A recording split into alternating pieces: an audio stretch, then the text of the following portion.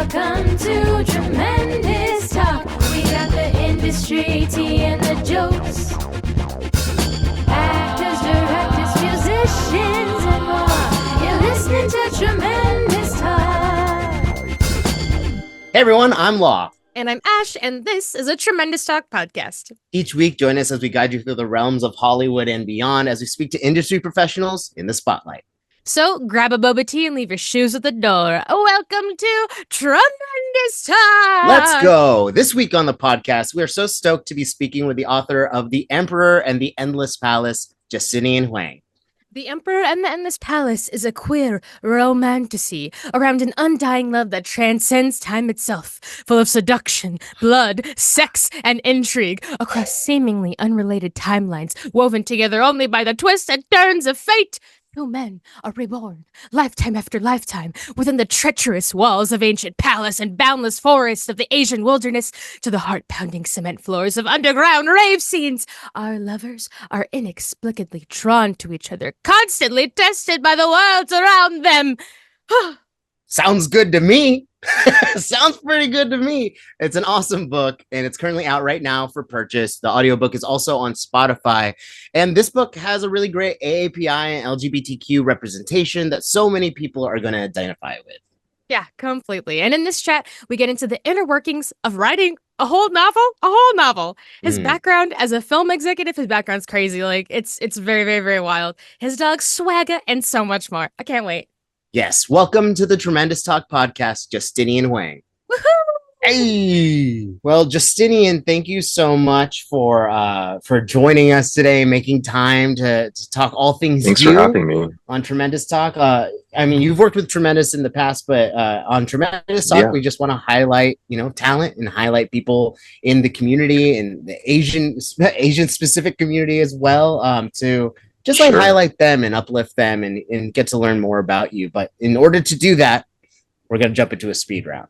And Ash all right, let's do it. I'm on a lot of cold brew, so I'm feeling pretty speedy. All right, good. This is great. Okay, what's the book you're currently reading? My second book. I'm not reading right now because I'm writing, and I'm rewriting the manuscript of my second book, so I'm just knee deep in that. I love it. What's in your coffee right now? So let's see. I have oat milk, like an oat milk sweetener, and some almond milk as well. I just like combine the two. Yes, I can't do dairy because I am very Asian. I am too, but I still do it. So you're better than me. Bad luck, bad. Okay, what's your favorite? Everyday cleanse. Everyday cleanse. My favorite book. My favorite book. So my boba order is a little bit more. It's a little deep cut. It's not boba, but I like to get like winter melon tea with like chunks of mango pudding in it, which is like something you can find.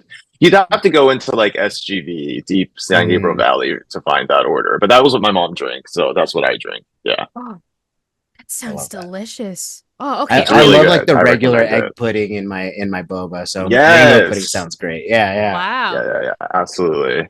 What's your favorite comfort food? Oh wow, I love anything Taiwanese. My family's from Taiwan. I love we have something called bawan, which is like these like meatballs wrapped in these. I'm like already drooling. I'm thinking these meatballs wrapped in like they're like wrapped in this like really yummy. I don't even know what it is. It's like a mochi, but like a savory mochi. And I love stinky tofu, which is a very acquired taste and a very acquired smell, but that's definitely a comfort food of mine. I love it. Ooh, you know what's funny about stinky tofu is like I can eat it, but I literally have to like plug the scent. Like I can't. It doesn't taste like it smells, right? It's very delicious and savory, but smells like a pungent odor. Yeah, like whenever it's at like a 626 night market or something, I'm just like, I know what that is. Yeah. You can smell from miles away. If I had a MySpace page, I feel like my MySpace name would be Stinky Tofu these days. That's a great name. That is. It is okay. New band name, Ash. New band name called it. Yeah. That is a great band name, actually. Just write that down.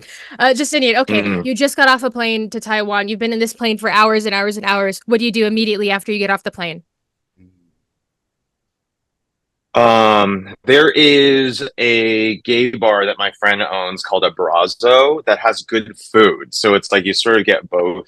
You sort of get both in. You can go Both. hang with the girlies and then get some good food. So I always like to hit up Abrazo pretty quickly just to see my friends there.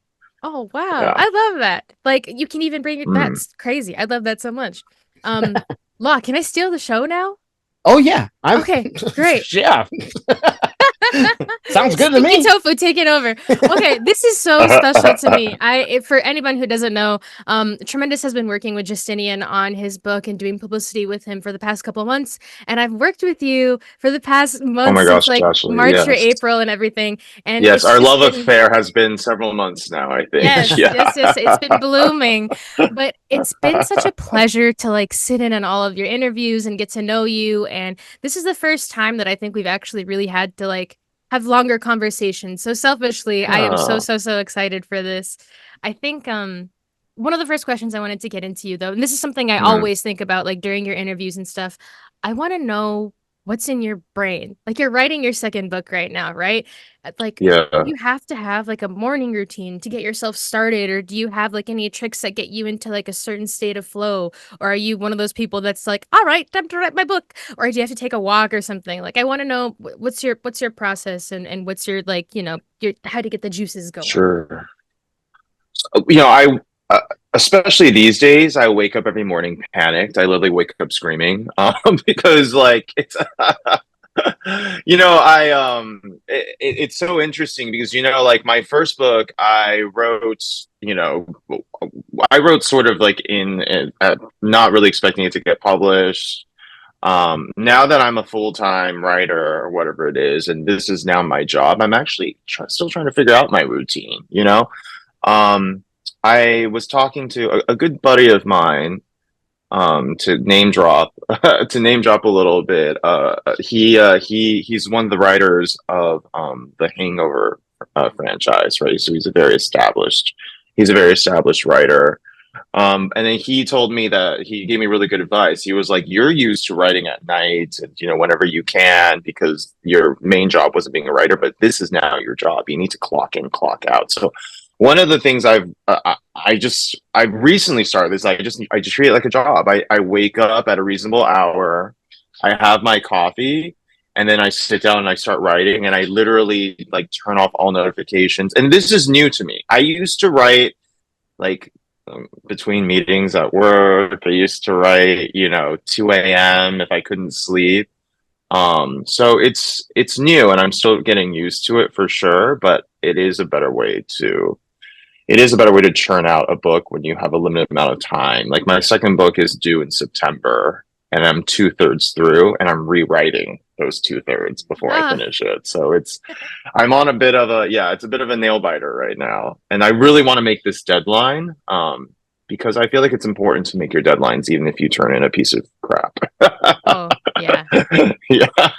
I feel that very hard. I feel that very hard. Like Yeah. in the process of writing, do you have like index cards on the wall? Are you drawing things? Are you doodling? Like, I actually have a really.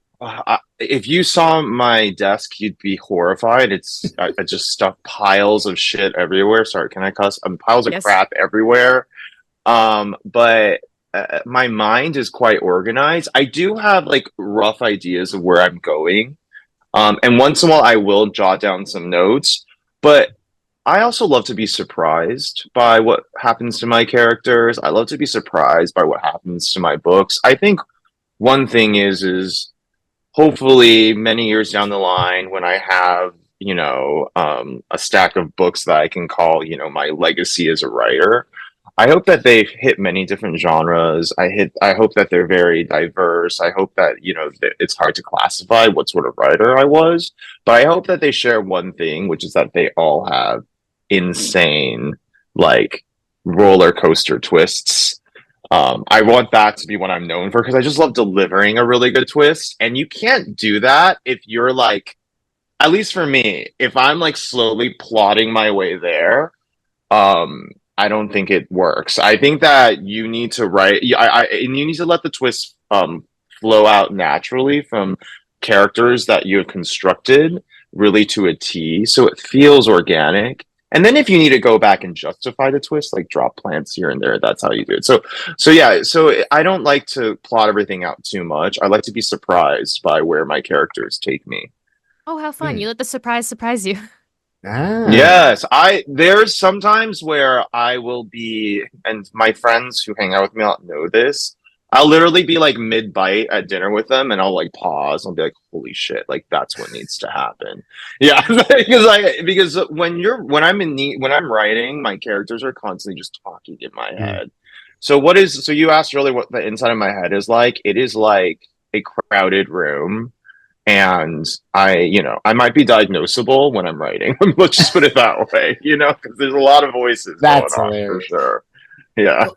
That's so interesting to me, just like the idea of the process, because there is a lot of I don't know, writing a book seems like such a daunting task. And I was reading I think it was a press release about your novel, about like when you heard about the story about the emperor and his lover, and like that fireworks during a blind date. And I was wondering, is it like fireworks where you're like, I'm gonna make this something, or is it just like, do you experience things in life and hear things in life and you set it aside in your brain, or are you one of these people that gets after it? Like if an idea sparks, then you immediately have to hit that and write it out and like turn it into something.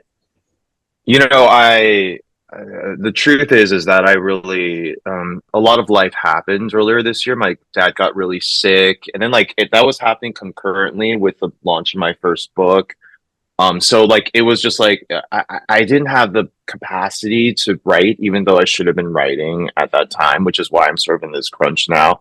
And then for a while, I just sort of locked myself in my house, and then was just like, write, write. You just got to write, dude. And then that wasn't working. And then I realized, I actually need to go out there. I need to go out there and be stimulated visually, socially, emotionally.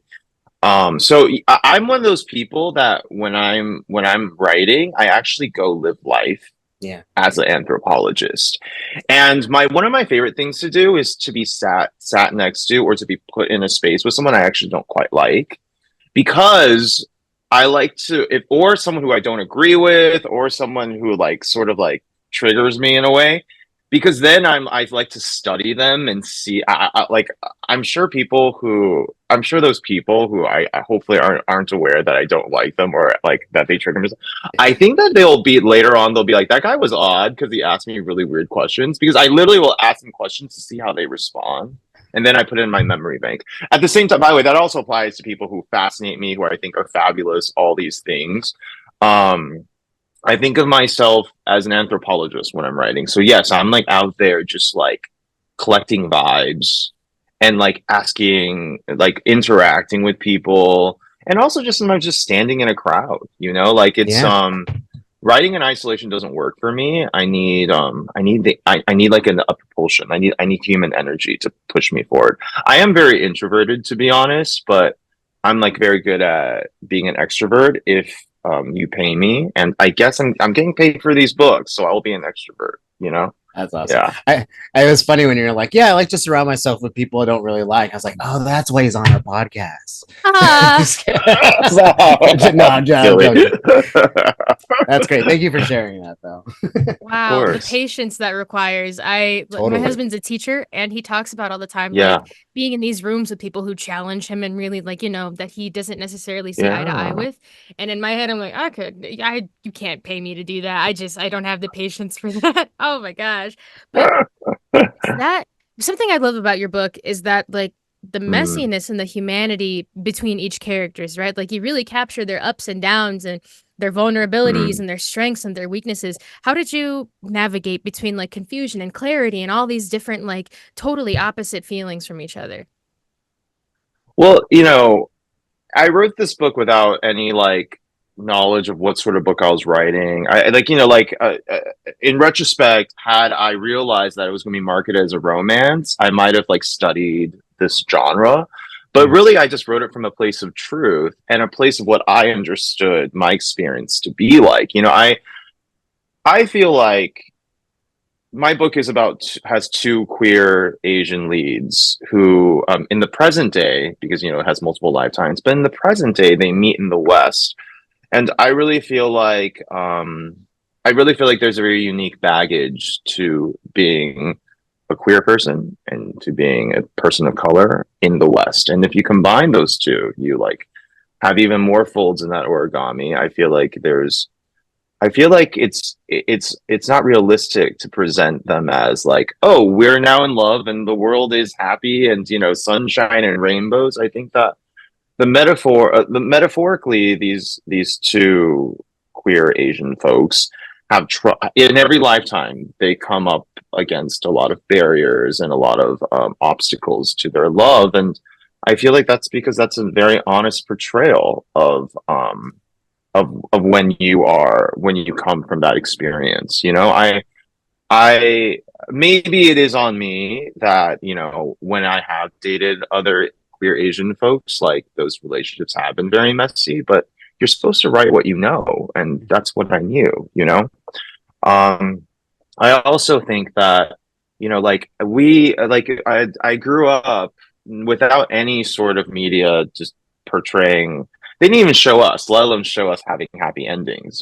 So I think that I just wrote from my understanding of my experience. Now, I started conceiving this book in my 20s, right? I'm almost 40 now. It's a fun thought experiment to see how it would be different if I started writing it now. But at the same time, that's the beauty of this. Is something I'm realizing as like a budding novelist, that on a personal level, each of these books is like a time capsule for yourself about who you were at that time.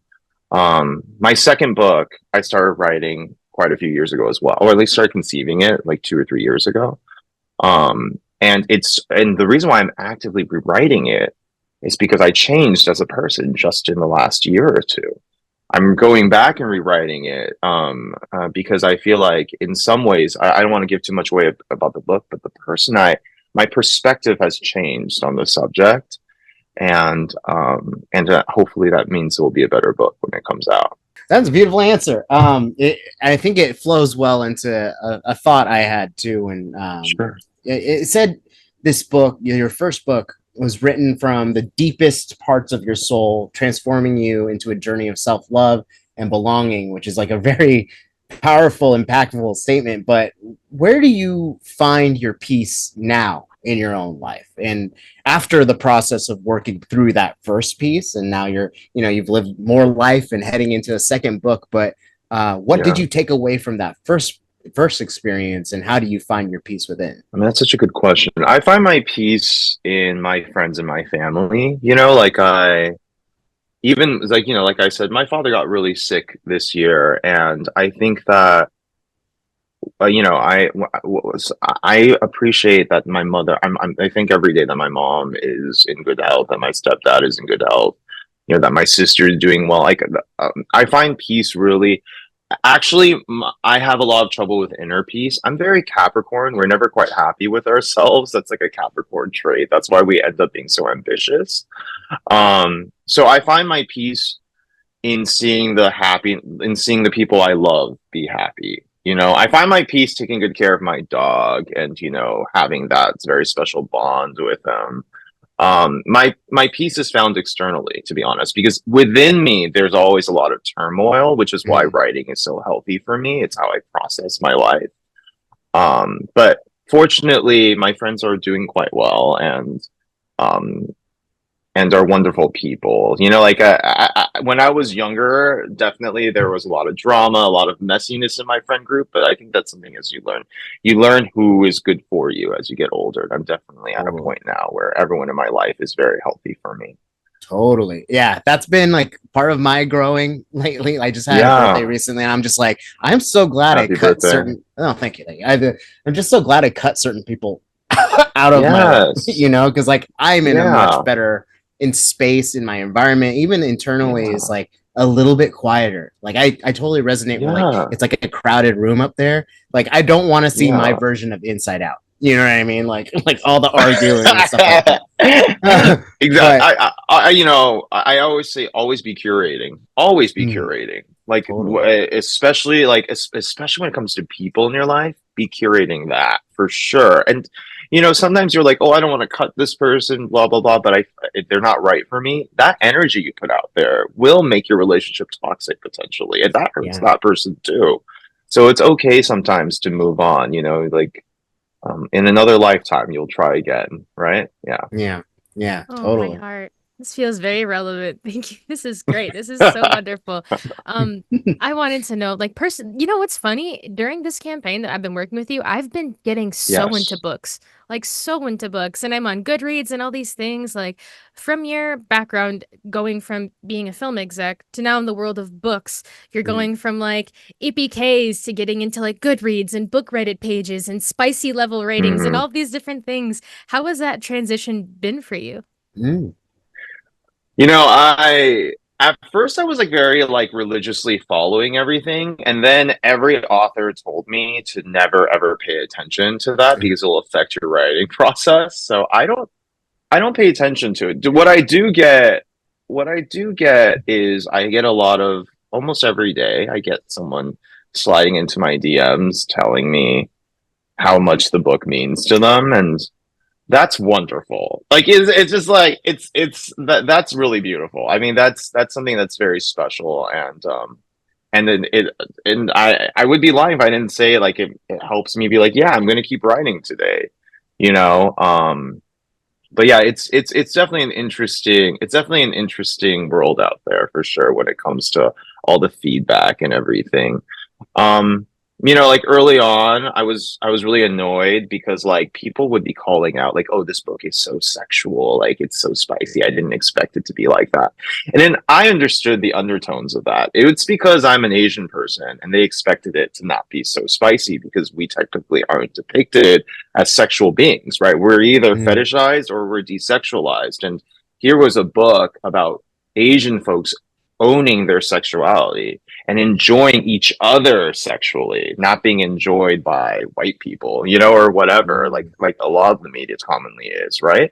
So I feel like that touched a chord for sure. But then like I was just like, I'm not gonna be able to systematically change the way society thinks, at least not with one book. So I just sort of shut out the noise. I'm going to continue to write spicy, horny Asian people. So it's like, Oh, yes. as I find, yeah, messy, horny Asians That's a who great book go on title. twist. Yeah, I know, messy, horny Asians who have like twisty journeys and who constantly shock you. Like, I'm going to keep doing it. I'm going to find like with one book, people don't know what to expect, right? Mhm. They see your name, they see a title, they see a cover. Something I've realized now is that I am finding a readership, right? And that's a readership I'm very happy to write for. So yeah. Mm, That's so something great. I really appreciated in your book the way the spicy Yeah. scenes were like they felt human, but also handled with care. It felt like, Mm, yes, like this is a scene in like, a barn area, but also it feels such enveloped in character development and it furthers a Mm. story and it means like you feel how much it means to mm, each character and like the weight that each scene has and it doesn't feel like something that was thrown in as an afterthought. It feels so entrenched in the story itself and I really really really mm, appreciated that in the writing too. Like I was thoroughly like on the ride with them, so invested in like Yeah. how mm. they're making each other feel and how like it's such a world. You painted such a visual world, which I really appreciate. Thanks, Ashley. Thank you. I'm a very sex positive person, but to speak a little personally, like I'm not like a random hookups type of Mm. person. For me, like it's hard for me to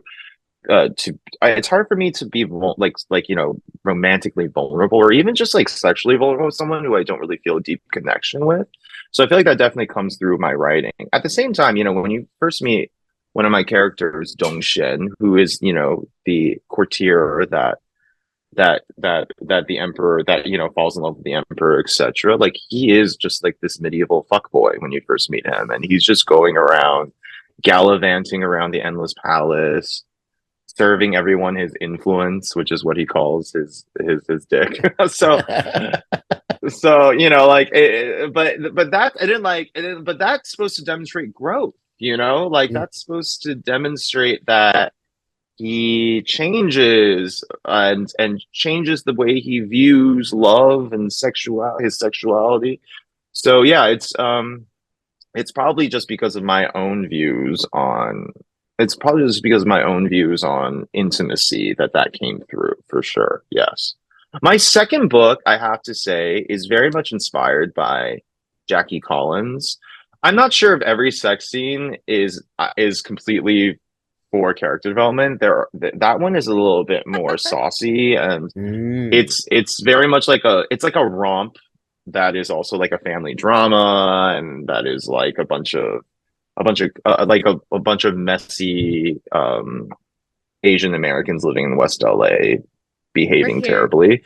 So Yes. yeah, so it's a very different tone for sure. You go from like romantic thriller and romantic anguish to like bitchy gay brunch. So it's gonna be a little bit of a, if you can say departure after one book, it's just gonna be a very fun tonal shift. I'm really excited to see what people think of it.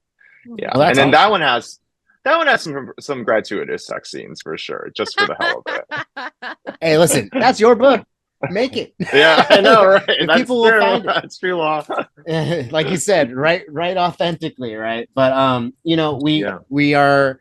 I'm glad I got to meet you because I've been seeing Tremendous Likewise. working on your campaign and stuff. So it's nice to get a chance to actually chat with you.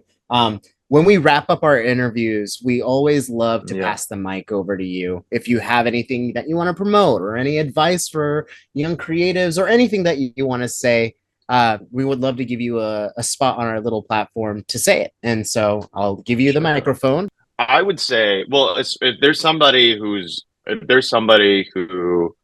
wants to write or create or whatever, like my advice would be like, so when I started writing this book, everyone told me it would never get published because it has all queer Asian leads, blah, blah, blah, like all these things. So I just like leaned fully in. I was just like, this is just going to be a fun thing for me. I'm going to make it as sexual, as ridiculous. I'm going to like not hold back anything about like my thoughts on the subject, right? These are my thoughts on the subject. I think because of that, I found a publisher because it I think that like my publisher, my editors told me they'd never read a manuscript like this before. And that's because I wasn't trying to write into any like preset belief of what this type of novel should be. I was just writing fully unedited, just like I think earlier you said deepest part of my soul. Yeah, like I really was like, because I was just leaning in fully into who I was and what I thought I wanted to say, you know? So I would say for anyone who wants to be published or in whatever form, like I would say just don't try to copy anything else that's out there.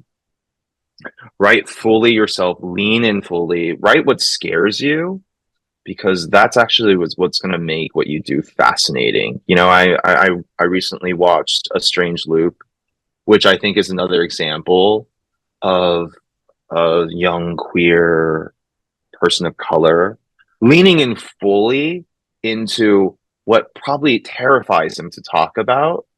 And listen, like that's now a very successful play. So I just don't edit yourself for the normies, basically. Yeah, don't edit yourself. So just freaking lean into the crazy crevices of your soul and write or sing or act or dance from there, you know? Like just go into that fully. Yeah. Amazing. Wow. Great takeaways. I think people will resonate with a lot of what you said in today's episode. So thank you so much for your time. Thanks for having me. Always happy to hang. Lovely meeting you, Law. Always good to see you, Ashley. The Tremendous Talk podcast is produced by Lawrence Sharma, Ashley Rapuano Sanchez, Gabriela David, Joseph Garalde, and Jeremiah Abraham in collaboration with Tremendous. The Tremendous Talk podcast jingle is by Jared Sanchez and Ashley Rapuano Sanchez, produced at Amsterdam Records.